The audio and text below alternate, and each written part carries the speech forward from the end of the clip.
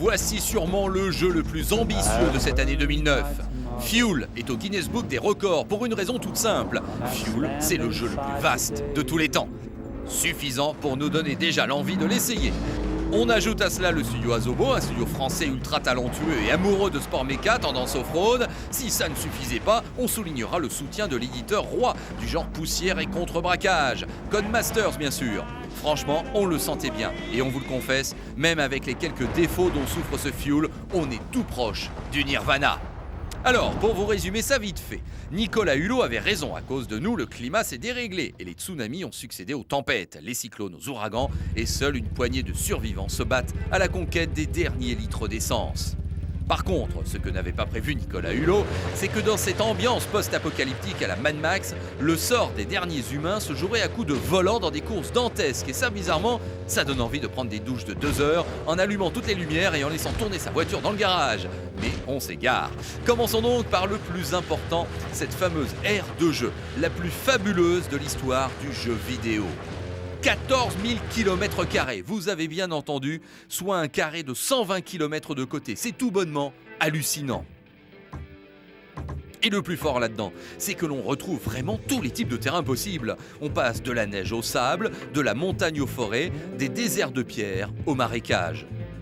Des centaines de milliers de kilomètres de routes et chemins parfaitement tracés et super réalistes. Bref, un pur bonheur, une divine révélation.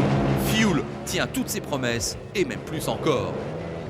Dans Fuel, vous débutez tout à l'ouest d'une map entièrement bloquée. Il vous incombe, en remportant vos premières étoiles de victoire, de déverrouiller l'accès à des zones limitrophes pour glisser tout doucement vers l'est. À chaque zone, ses couleurs et sa personnalité. De l'épave d'un pétrolier à une centrale nucléaire, en passant par un hangar à dirigeable ou une ville engloutie, chaque terrain de jeu a sa propre histoire et tourne autour d'un lieu ou d'un bâtiment en particulier.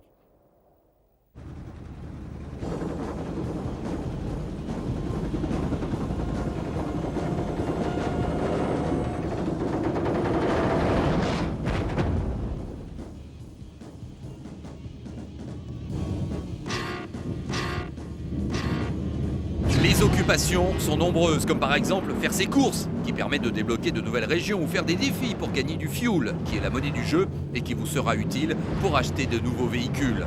Mais vous pouvez aussi tout bêtement partir tranquillement en exploration pour trouver du fuel, des vêtements, des nouveaux engins, ou bien encore des points de vue sur de superbes paysages ou de nouveaux défis. En résumé, vous êtes libre et c'est sûrement ça le leitmotiv de ce jeu.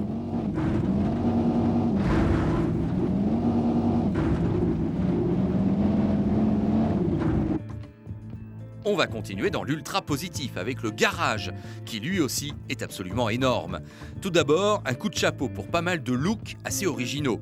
Au total, on compte 6 catégories de véhicules, moto, quad, buggy, 4x4, truck et voitures de course. En tout, plus de 70 véhicules.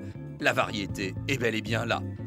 Chaque engin possédant son type de conduite, quelques choix de gameplay peuvent être sujets aux critiques. Tout d'abord, la gestion des collisions et des crashs.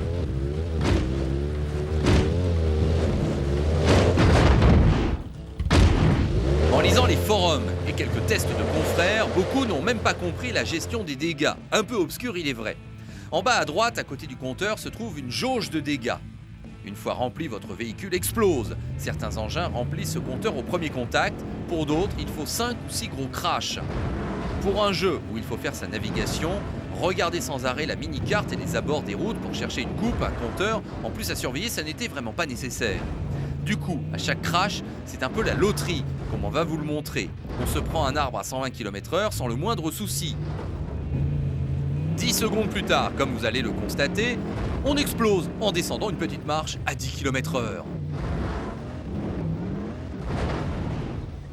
C'est en aucun cas un bug, c'est juste une idée, peut-être pas fabuleuse. Techniquement, on ne soulignera jamais assez le boulot incroyable d'Asobo Studio. La profondeur de champ est inimaginable. On voit 20 ou 30 km plus loin. Les effets climatiques donnent une saveur toute particulière. Oui, si on compare Fuel à MotorStorm, Fuel est un peu moins claquant, beaucoup plus aliasé. Certaines textures apparaissent un peu tard. Mais comment pourrait-on comparer Fuel et MotorStorm ? Ce serait comparer un Call of Duty à un GTA.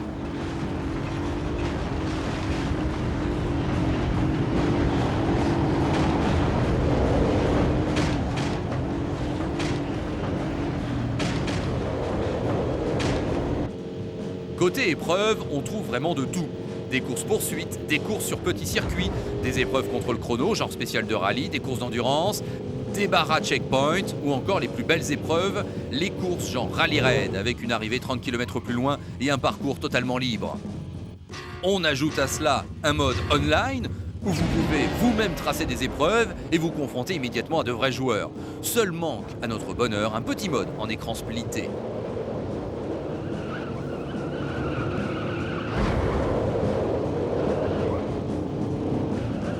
Nous pourrions vous parler pendant des heures de ce Fuel, mais franchement, si vous êtes joueur et amateur de tout terrain, c'est le jeu dont vous rêviez depuis des décennies. Certes avec des petits défauts, mais on les oublie vite au vu de ce continent créé pour notre plaisir et voué au dérapage, au saut et aux pointes de corde.